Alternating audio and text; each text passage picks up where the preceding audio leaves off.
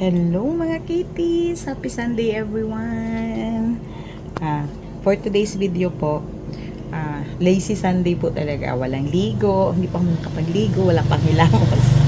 Tapos wala kaming ulam. Tapos yun, isip ako ng ulam. May binigay sa amin ng kapitbahay. Yung bagoong. Ito, yung bagoong. Actually, sila yung may gawa. Homemade ba? Hindi yun sa palengke. Sarap. Tapos, may binigay din silang yung klase ng tuyo. Tawag sa Bisaya, lupoy. Ayan. Ang liit na, kawawa naman. Parang ganito yung mga nakita dun sa Jensa na nagsiliparan sa seashore nila. Sabi ko nga baka doon galing. But anyway, pagkain pa din yan. Thank you neighbor sa pagbigay nito. Marami siyang binigay. Actually, may isang malaking garapon at dalawang maliit. For today's video po, lutuin ko po itong bagoong. Lagyan ko lagyan natin ng maraming kamatis. Kasi mas masarap pag marami talaga siyang mga sahog-sahog. Maraming sibuyas at may pangontra sa high blood, bawang.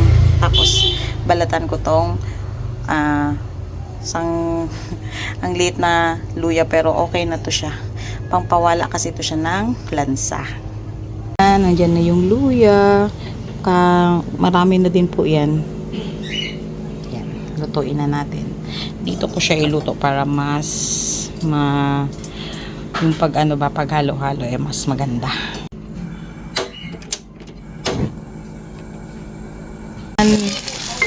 Masyado ng brown yung bawang at saka yung luya. Yan, kaya nilagay ko na yung sibuyas.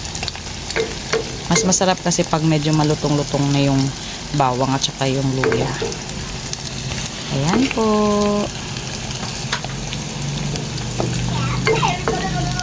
Sunod natin ang kamatis. Nandiyan na po ang kamatis. Ayan. Gawin natin. Yung bagoong, na talaga siya, parang na-soak na talaga yung isda. Ang alat siya, no? Maalat. Lagay na natin ang bagoong.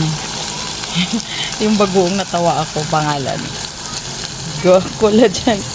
Collagen glutathione glow. Yung nilagyan ba? Sandali hirap. Nakalabas na rin siya sa hawla niya. Diyan natin ilagay. Yan, sobrang alat po yan. Kaya lagyan natin siya ng sugar. Pero palutuin muna natin.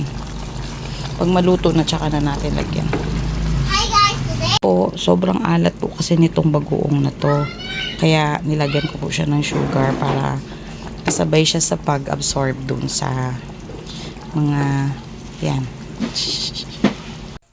Grabe itong bagoong na to.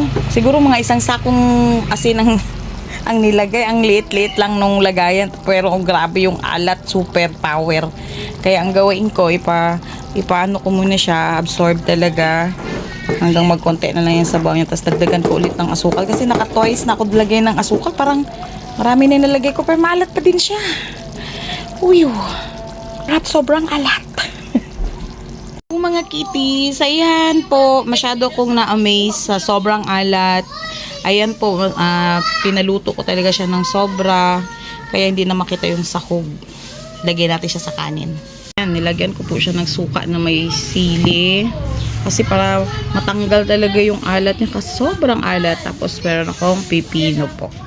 Tapos syempre may kanin. Ayan, nalo-alo ko siya. Ito nga. Ayun, nawala talaga ang alat niya. Thank you.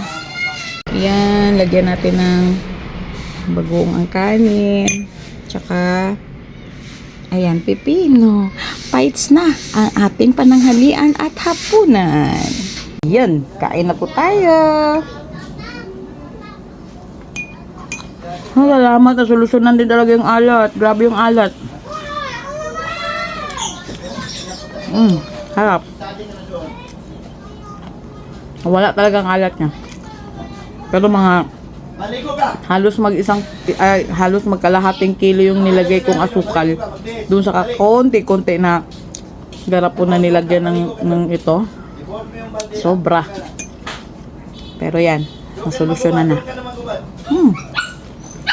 Harap. Ganito po kami yun noon. Gulaming ulam, bagoong.